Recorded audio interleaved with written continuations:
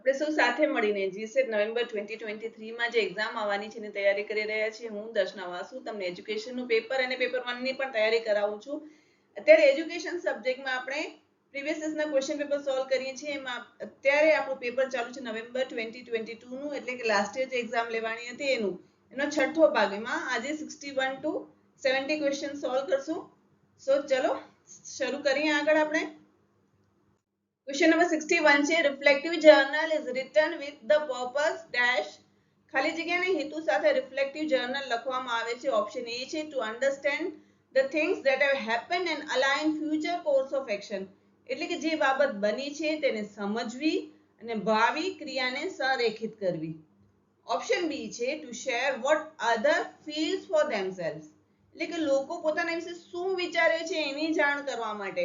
Option C છે to rely on viewpoint of others. એટલે કે અન્યના દ્રષ્ટિકોણ પર આધાર રાખવા માટે. અને લાસ્ટ ઓપ્શન છે to have an idea of the world outside and mend one's actions. એટલે કે બાહ્ય દુનિયા વિશે ખ્યાલ મેળવવો અને પોતાની ક્રિયાઓને સુધારવી. બરોબર છે. હવે રિફ્લેક્ટિવ જર્નલ જો તમે ભણ્યા હો તો તમને ખ્યાલ છે reflective journal is all about ourselves, myself. હું જો મારી રિફ્લેક્ટિવ જર્નલ લખતી હું તેમાં મારા વિશે આવશે, મારી થોટ પ્રોસેસ વિશે આવશે, તેમાં અધર્સ વિશે ક્યાંય આવશે નહીં. તો જ્યાં જ્યાં અધર્સ છે દરેક ઓપ્શન આપણે કેન્સલ કરશું. ઓકે,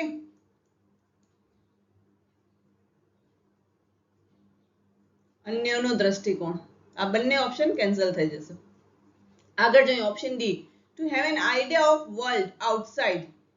એ પણ સમવેર કંઈક બહારની વાત થઈ. ઓકે, બાહ્ય દુનિયા વિશે. ઓપ્શન ડી પણ કેન્સલ થઈ જશે. હવે આપણે ઓપ્શન એ તરફ જઈએ to understand the things that have happened and align future course of action. એટલે કે ઘણી વખત આપણે આખો દિવસ પસાર થાય અને પછી આપણે વિચારીએ છીએ, આપણે સેલ્ફ રિફ્લેક્ટ કરીએ છીએ કે આપણે જે વસ્તુ આજના દિવસ દરમિયાન કરી એ આપણે સાચી કરી, એ પ્રોડક્ટિવ કરી કે ના કરી. બરોબર છે. એ દરેક વસ્તુને વિચારીને એનો ફ્યુચર કોર્સ ઓફ એક્શન લઈએ છીએ. ઘણી વખત આપણને થાય કે આ વસ્તુ તમારાથી ખોટી થઈ ગઈ, મે બી હવે હું ચેન્જ એ નહીં કરી શકું, પણ મારું ફ્યુચર કોર્સ ઓફ એક્શન ભવિષ્યમાં આપણે એને અલગ રીતે પ્રેઝન્ટ કરી શકે. That is all comes under reflective journal. એક આપણે ફિલોસોફીમાં એક બીજો વર્ડ પણ આવ્યો હતો, that is self reflection. Okay, તો reflective journal is all about ourselves. Okay, હું લખું તે મારા વિશે હશે, તમે લખશો તે તમારા વિશે હશે, તેમાં અધર્સની વાત ક્યાંય પણ આવશે નહીં. હવે આપણે ઓપ્શન જોઈ લઈએ, કરેક્ટ ઓપ્શન એ છે કે શું છે જોઈએ. ચલો,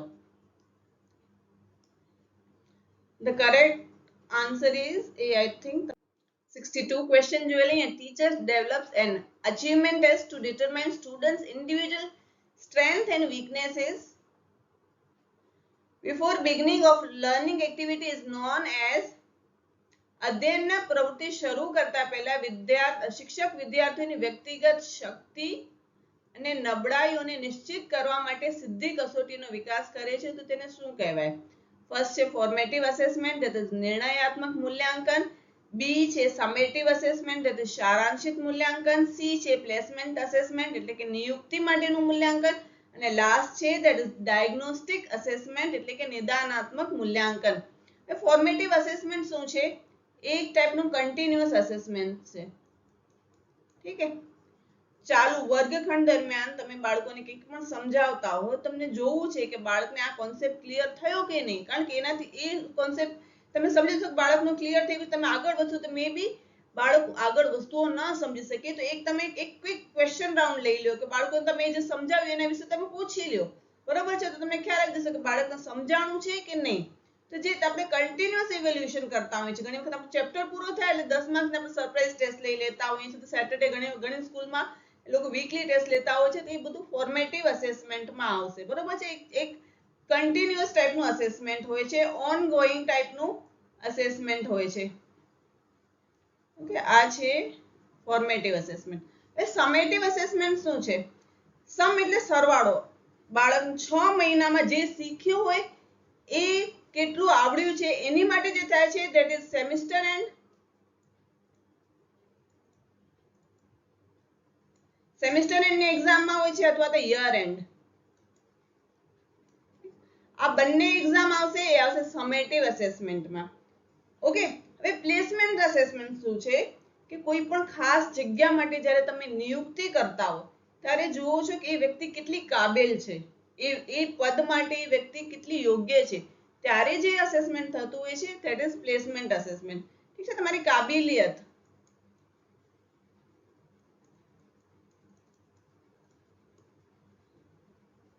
તમારી યોગ્યતા,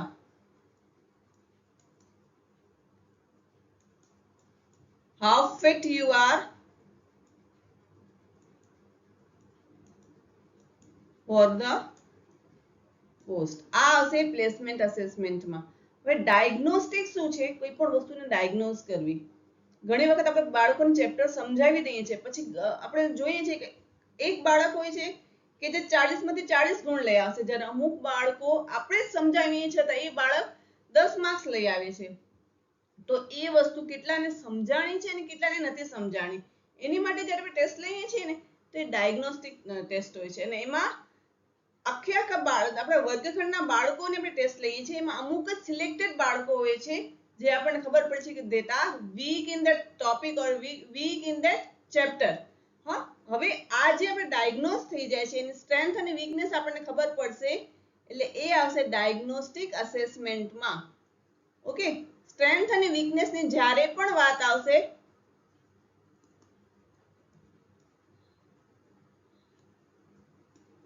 એ આવશે ડાયગ્નોસ્ટિક અસેસમેન્ટમાં. હવે આના ઉપરાંત હું તમને એક પોઈન્ટ કહી દઉં જે અહીંયા ઓપ્શન નથી આપેલો, that is remedial assessment. Remedial classes હોય છે એકચ્યુઅલી. હવે જ્યારે આપણે ડાયગ્નોસ્ટિક લઈએ ને, બાળકોમાં આપણે ડાયગ્નોઝ કરી કે આ વસ્તુ બાળકોને નથી આવડતી અથવા આ વસ્તુ બાળકોને બહુ સરસ આવડી ગઈ છે. there are some set of student કે જેને બહુ સારું સમજાઈ ગયું હશે, અને there are few set of students, અમુક બાળકો હશે જેને નહીં સમજાણું હોય. તેની માટે ઘણી વખત સ્કૂલો સેટરડે અથવા તો એવી રીતે શાળા પૂરી થાય પછી એકાદ કલાક માટે શિક્ષકો એને અલગથી ભણાવે છે. તો એ જે થાય છે that is your remedial classes. બરાબર છે. જ્યારે ડાયગ્નોસ્ટિક થાય તો એના પછી રેમેડિયલ વસ્તુ આવે છે, એને સુધારાત્મક, જેને તમે અહીંયા ગુજરાતીમાં સુધારાત્મક વર્ગ તરીકે ઓળખી શકો છો. બરોબર છે. આ એક વધુ ઇન્ફોર્મેશન હતી, મે બી તમને ક્યારે આવી કે ડાયગ્નોસ્ટિક અસેસમેન્ટ પછી શિક્ષક શું કરે છે, તે આવશે રેમેડિયલ ક્લાસીસ લેશે. ઓકે, હવે આપણે એનો આન્સર શું છે એ જોઈ લઈએ. જસ્ટ ગીવ મી અ સેકન્ડ.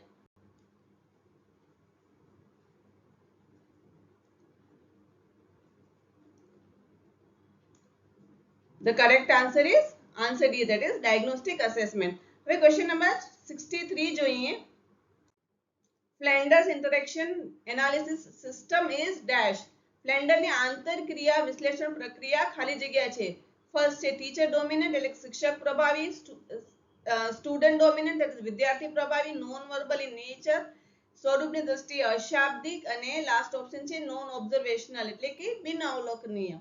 જો તમે બીએડ માં ભણ્યા હો તો બહુ જ ઈઝી ક્વેશ્ચન છે, ડાયરેક્ટ ક્વેશ્ચન છે, અને એનો આન્સર આવશે ટીચર ડોમિનન્ટ. જોઈ લઈએ આપણે. The correct answer is D. હવે એના જે 10 કેટેગરી છે કઈ કઈ છે એક વખત હું તમને રિફ્રેશ કરાવી દઉં. આપણે જોઈએ આગળ. હવે ફ્લો ચાર્ટ છે ફ્લેન્ડર્સ ઇન્ટરેક્શન નો, એ આપણે જોઈ લઈએ. ટોટલ 10 કેટેગરી છે, તમને યાદ જ હશે. એમાં 10 માંથી 7 કેટેગરી છે એ ટીચર ટોકમાં આવે છે, 2 કેટેગરી પ્યુપિલ ટોકમાં આવશે, અને એક કેટેગરી છે neither teacher talk nor pupil talk. એટલે એક કેટેગરી ટીચર ટોકમાં પણ નહીં આવે અને પ્યુપિલ ટોકમાં પણ નહીં આવે. હવે 7 કેટેગરી છે જોઈ લઈએ કઈ કઈ છે. આજે 7 કેટેગરી છે ટીચર ટોકમાં આવે છે, એટલે જ ટીચર ડોમિનન્ટ કહેવાય. તો વિચાર કરો 10 માંથી જો 7 જો કેટેગરી ટીચર ટોકમાં હોય તો અત્યારે ગબ્બર હોત તો કે બહોત ના ઇન્સાફી હે ये. હવે કઈ કઈ છે? ડાયરેક્ટ ટોક છે અને ઇનડાયરેક્ટ ટોક છે. ડાયરેક્ટ ટોકમાં 4 આવશે. Accept feelings, praise, accept or uses ideas of pupil, asking questions. હવે જે ડાયરેક્ટ ટોક છે એમાં આવશે લેક્ચર, ગિવિંગ ડાયરેક્શન્સ, અને જે 7th છે લાસ્ટ છે ધેટ ઇઝ ક્રિટિસાઇઝિંગ ઓર જસ્ટિફાઇંગ ઓથોરિટી. આ 7 ટોક થઈ ગઈ, that is teacher oriented. Okay, હવે છે પ્યુપિલ ઓરિએન્ટેડ. એ છે કેટેગરી 8મી છે પ્યુપિલ ટોક રિસ્પોન્સ. અને નવમી કેટેગરી છે પ્યુપિલ ટોક ઇનિશિએશન, એટલે બાળક પોતાને વાત કરવાની શરૂઆત કરશે. પછી લાસ્ટ જે કેટેગરી છે that is silence or pause or confusion. ઠીક છે, એમાં ટીચર પણ નહીં બોલે અને પ્યુપિલ પણ નહીં બોલે, that is silence. આ એક ક્લાસરૂમમાં ભણાવતી વખતે એક ટાઈપનું ઘણી વખત સાયલેન્સ ક્રિએટ થઈ જાય છે, એ કેટેગરી 10 માં આવશે. ઓકે, આઈ એમ શ્યોર કે આટલાથી તમને રિફ્રેશ થઈ ગયું હશે ફ્લેન્ડર્સનું ઇન્ટરેક્શન ચાર્ટ. હવે આપણે આગળ જોઈએ નેક્સ્ટ ક્વેશ્ચન શું છે. 64 ક્વેશ્ચન જોઈ લઈએ. while creating rubrics for self at the determination of one's performance rating, which among the following is taken care of? પોતાની કામગીરીનું ક્રમાંકન નિશ્ચિત કરવા માટે રૂબ્રિક્સનું સર્જન કરતી વખતે નીચેનામાંથી શાનું ધ્યાન રાખવું જોઈએ? એ છે ડિસ્ક્રિપ્શન એન્ડ નંબર્સ, એટલે કે આંકડા અને વર્ણન. ઓપ્શન બી છે observation and description, that is અવલોકન અને વર્ણન. ઓપ્શન સી છે observation and numbers, that is અવલોકન અને આંકડાઓ. અને ઓપ્શન ડી છે observation and evaluation, that is અવલોકન અને મૂલ્યાંકન. જો તમને રૂબ્રિક્સનો ખ્યાલ સ્પષ્ટ હોય તો તમને ધ્યાન જ હશે કે ઓબ્ઝર્વેશન ક્યાંય નથી આવતું. જ્યાં જે ઓબ્ઝર્વેશન છે બધા જ ઓપ્શન આપણે કેન્સલ કરશું, અવલોકન ક્યાંય નહીં આવે. ઓકે, તો બાકી બચશે શું? નંબર્સ અને ડિસ્ક્રિપ્શન. આંકડા હોય છે અને એના આધારિત એનું વર્ણન કરવામાં આવે છે, એ રૂબ્રિક્સમાં હોય છે. ઓકે, હવે આપણે એનું આન્સર શું છે જોઈ લઈએ. જસ્ટ ગીવ મી અ સેકન્ડ.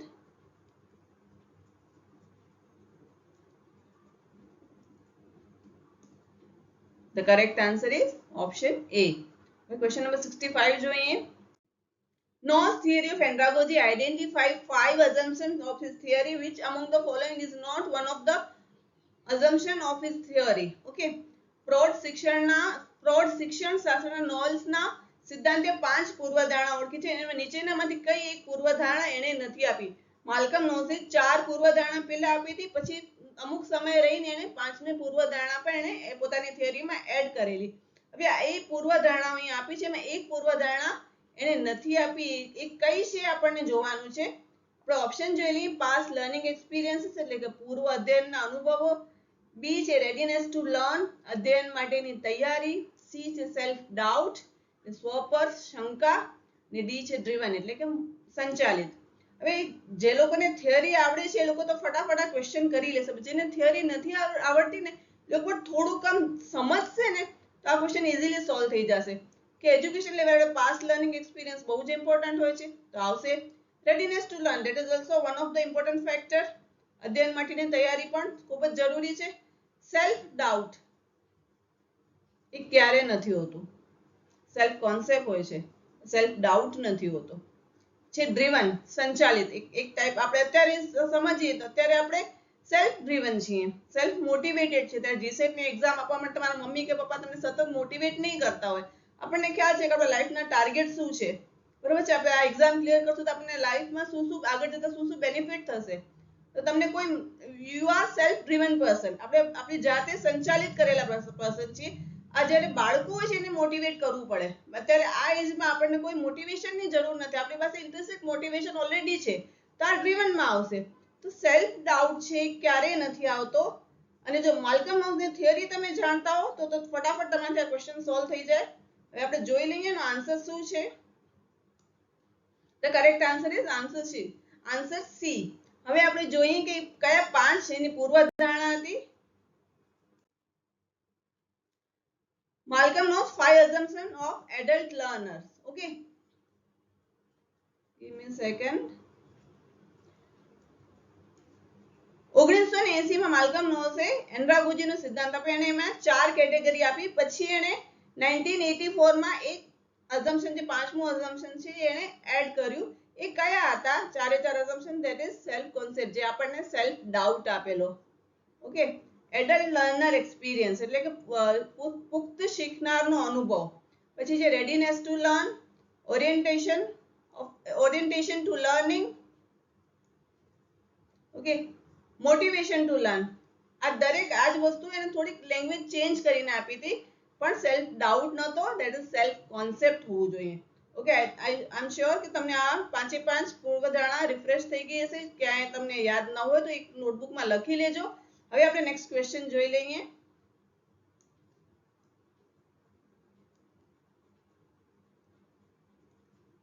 ઓકે, ક્વેશ્ચન નંબર 66 છે, according to Morris Beck, teaching learning situation may be classified on a dash which ranges from thoughtful to thoughtless mode of operation. એટલે Morris બેગેના કયા અનુસાર અધ્યાપન અધ્યયન પરિસ્થિતિને ખાલી જગ્યાને આધારે વર્ગીકૃત કરી શકાય છે, જેની રીતનો વિસ્તાર વિચારશીલ કામગીરીથી વિચારવિહીન કામગીરી સુધીનો છે. બરાબર છે. હવે જો આનો કોટેડ સ્ટેટમેન્ટ છે તો તમે ક્યાં વાંચ્યા હો તો ફટાફટ થઈ જાય. ઇટ ઇઝ નોટ કમ્પલસરી કે દરેકના કોટેડ સેન્ટેન્સીસ આપણે ક્યાં વાંચ્યા હોય અને વાંચ્યા હોય તો ઘણી વખત યાદ પણ ન રહે. તો આપણે ક્વેશ્ચન સમજવાનો કોશિશ કરીએ. ફર્સ્ટ ઓપ્શન છે કોન્ટિન્યુઅમ એટલે કે સાતત્ય. સેકન્ડ છે હાયરાર્કી એટલે કે ક્રમધારિતતા. સી છે પરસિસ્ટન્સ એટલે કે દ્રઢતા. નેક્સ્ટ ડી છે that is trajectory that is પ્રક્ષેપ પથ. ઓકે, તો કોન્ટિન્યુઅમ શું છે? એક સાતત્ય. તમે બાળકોને ભણાવો છો, બરાબર છે. હવે તમે બુક્સ ક્યારે જોઈએ અને કરિક્યુલમ જોઈએ તો એક સાતત્યતા હોય છે, એમનામાં એક કન્ટિન્યુટી હોય છે.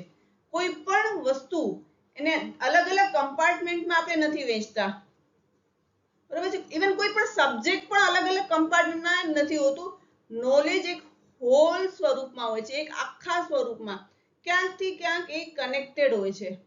કોઈ પણ વસ્તુઓ સેપરેટ નથી હોતી. કોઈ પણ જ્ઞાન એ અલગ અલગ કમ્પાર્ટમેન્ટમાં તમે વેચી ન શકો. એનામાં સાતત્ય હોવું જોઈએ. સાતત્યતાનો ગુણધર્મ હોય છે, એના કારણે બાળકો ખૂબ જ ઝડપથી શીખે છે. વસ્તુઓ એ લોકો એકબીજા સાથે કનેક્ટ કરીને શીખે છે. એના કારણે એ લોકો લાંબા સમય સુધી વસ્તુઓને યાદ રાખી શકે છે. એનું રિટેન્શન રેટ જે હોય છે એ વધારે હાઈ મળે છે. તો આ છે કોન્ટિન્યુઅમ, ધેટ ઇઝ સાતત્ય. અને હાયરાર્કી શું છે? હાયરાર્કી મીન્સ આપણે જ્યારે ઓફિસનું કલ્ચર જોઈએ, સ્કૂલમાં આપણે ધારો કે જોઈ લઈએ તો નીચે પ્યોન હોય છે, એની ઉપર કોણ હશે? એની ઉપર હેડ પ્યોન હશે. પછી આપણે એકેડેમિક્સ ડિપાર્ટમેન્ટમાં જોઈ લઈએ તો પ્રાઇમરીના શિક્ષક, પ્રી પ્રાઇમરી શિક્ષક હોય, પછી પ્રાઇમરી હોય, પછી એના હાયર સેકન્ડરીના શિક્ષક હોય, હાયર સેકન્ડરી શિક્ષક હોય, પછી એના વાઇસ પ્રિન્સિપલ હોય, પછી એના પ્રિન્સિપલ્સ હોય છે. એટલે એ રીતે એક હાયરાર્કી હોય છે, એક ક્રમધારિતતા હોય છે. એ વસ્તુ શિક્ષણના બાળકોના વર્ગખંડમાં જ્યારે વસ્તુ આપણે શીખવાડે છે એમાં લાગુ નહીં પડે.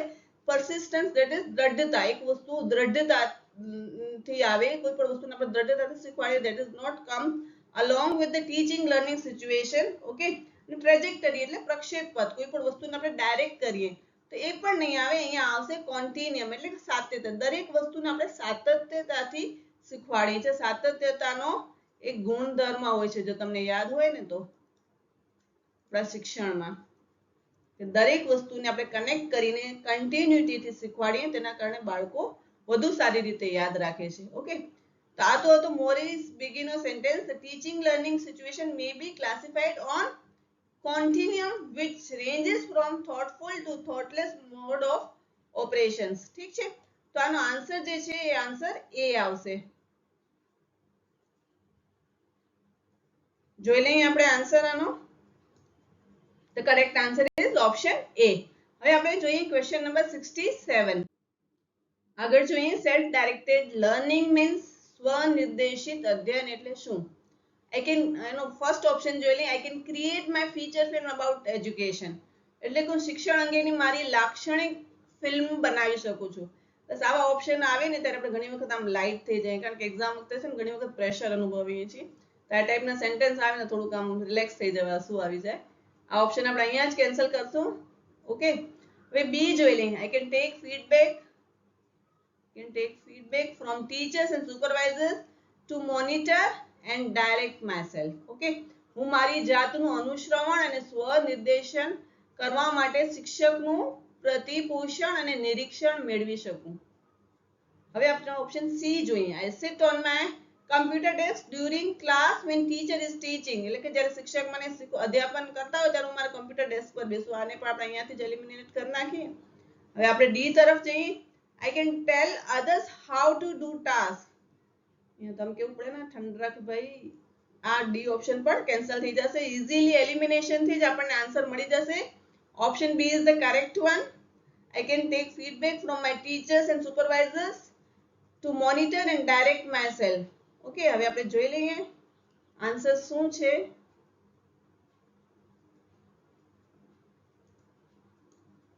The correct answer is option B. હવે જોઈએ 68 ક્વેશ્ચન શું છે.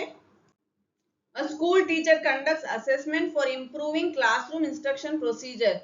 This will be which type of assessment? Improving classroom instructional procedure. Okay, improvement ની વાત છે. શિક્ષક વર્ગખંડને અનુદેશનની કાર્યપદ્ધતિને સુધારવા માટે મૂલ્યાંકન કરે છે. તો કયા પ્રકારનું મૂલ્યાંકન હશે? ઓપ્શન એ છે norm reference evaluation, that is માનાંક સંદર્ભ ઇવેલ્યુએશન. ઓપ્શન બી છે સમેટિવ અસેસમેન્ટ, ધેટ ઇઝ સારાંશિત મૂલ્યાંકન. ઓપ્શન સી છે ફોર્મેટિવ અસેસમેન્ટ, ધેટ ઇઝ નિર્ણયાત્મક મૂલ્યાંકન. અને ઓપ્શન ડી છે both norm reference and summative assessment, એટલે કે સારાંશિત અને નિર્ણયાત્મક બંને પ્રકારનું મૂલ્યાંકન. હવે જો નોર્મ રેફરન્સ ટેસ્ટ તમને નોર્મ રેફરન્સ ઇવેલ્યુએશન તમને ધ્યાન હોય તો આપણે નેટની એક્ઝામ આવે છે ને એમાં પીઆર એટલે કે પર્સન્ટાઇલ મળે છે. અત્યારે મતલબ મોસ્ટલી બધી કોમ્પિટિટિવ એક્ઝામમાં પર્સન્ટાઇલ મળે છે. એટલે તમે કમ્પેર કરી શકો કે બીજાની કમ્પેરમાં તમે ક્યાં સ્ટેન્ડ આઉટ કરો છો. તે આવશે નોર્મ રેફરન્સ ટેસ્ટમાં. સમેટિવમાં શું આવશે? તમને એન્ડ પ્રોડક્ટ મળશે. અગાઉ જ આપણે ડિસ્કસ કર્યું એ પ્રમાણે તમે સેમિસ્ટર એન્ડ કે યર એન્ડ ની જે એક્ઝામ હશે ને એ સમેટિવ માં જશે. ઓકે, ફોર્મેટિવ એક સુધારાત્મક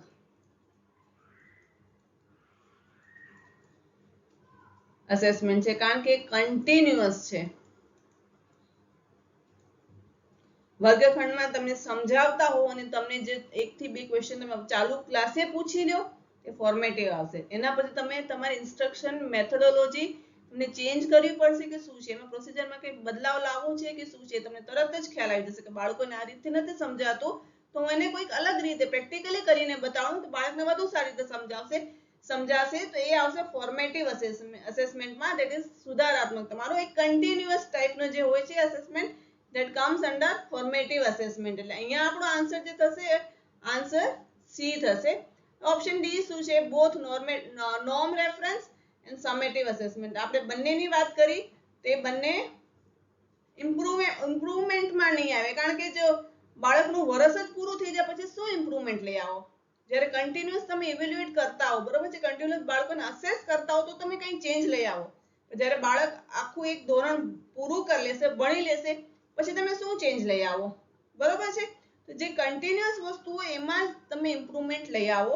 એટલે અહીંયા જે આન્સર છે એ આન્સર સી થશે. હવે આપણે જોઈ લઈએ કે શું આન્સર આવશે.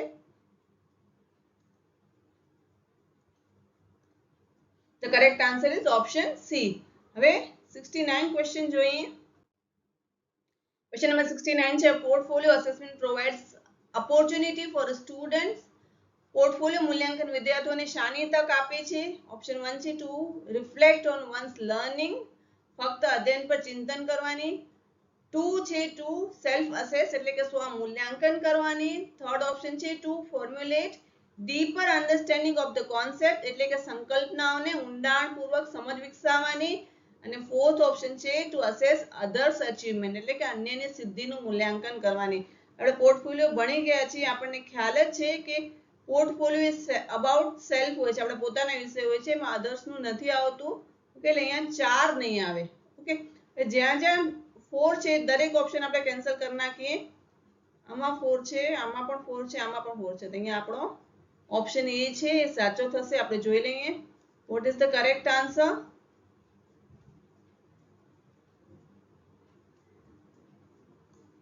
The correct answer is option A. હવે આપણે લાસ્ટ ક્વેશ્ચન તરફ આગળ વધીએ. That is question number 70. Last and final question. ફટાફટ જોઈ લઈએ. Which among the following is the assumption of Charles Galloway's system of interaction analysis? Charles ગેલોવેની આંતરક્રિયા વિશ્લેષણ પ્રણાલીની પૂર્વધારણા નીચેનામાંથી કઈ છે? ચારે ચાર ઓપ્શન જોઈ લઈએ.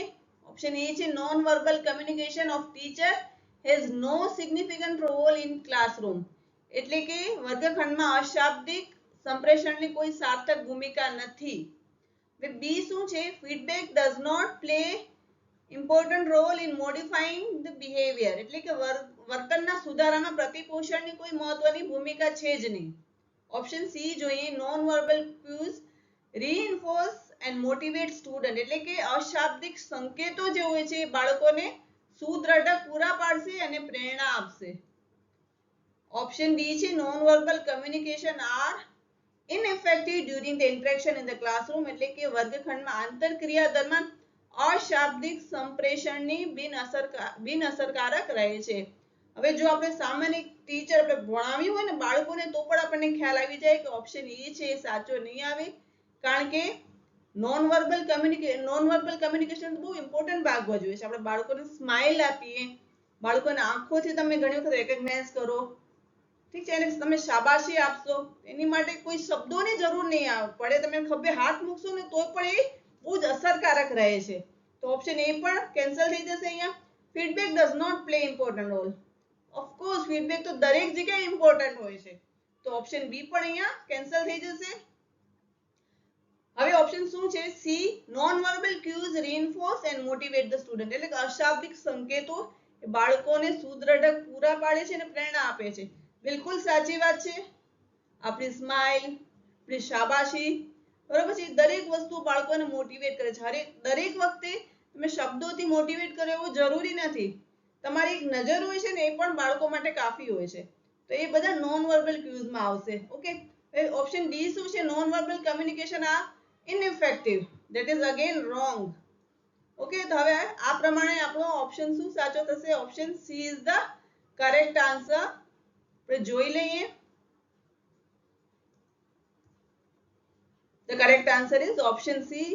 આ સાથે આપણા 61 થી 70 ક્વેશ્ચન્સ પૂરા થશે. કાઉન્ટડાઉન સ્ટાર્ટ થઈ ગયું છે. લાસ્ટ 30 ક્વેશ્ચન જ બાકી છે અને 3 દિવસ બાકી છે. એ પછી આપણે 21 નો ક્વેશ્ચન પેપર લેશું. મને તમે ફીડબેક આપજો, તમને આ ક્લાસીસ કેવા લાગે છે, તમારે લર્નિંગ પ્રોસેસમાં ક્યાં ને ક્યાં ઇમ્પ્રુવમેન્ટ આવી છે, તમને ઉપયોગી થાય છે કે નહીં, અમારે શું ચેન્જીસ લઈ આવવા જોઈએ એ પણ તમે મને કહી શકો છો. એ પ્રમાણે હું આ વસ્તુઓને થોડી મોડિફાઈ કરીને આપણી સમક્ષ પ્રેઝન્ટ કરીશ. અને એની સાથે હું ઘણી વખત સ્લાઇડ્સ પણ લઈ આવું છું કે ઘણી વખત અમુક ટોપિક આપણાથી ભૂલાઈ ગયા હોય તો ફટાફટ આપણે જોઈ લઈએ તો એ વસ્તુઓ રિફ્રેશ થઈ જાય ને. આ જે વસ્તુ શીખો છો ને, હું રિક્વેસ્ટ કરું છું કે ક્યાંક ને ક્યાંક નોટબુક્સમાં લખજો. ખાલી એમ રાત્રે બેઠા હોય એને જોઈ લઈએ that is not enough. બરોબર છે, નોટ્સ બનાવજો. એ નોટ્સ તમને લાસ્ટ મોમેન્ટ રિવિઝનમાં ખૂબ જ ઉપયોગી થશે. બસ આજનો લેક્ચર અહીંયા એન્ડ થાય છે.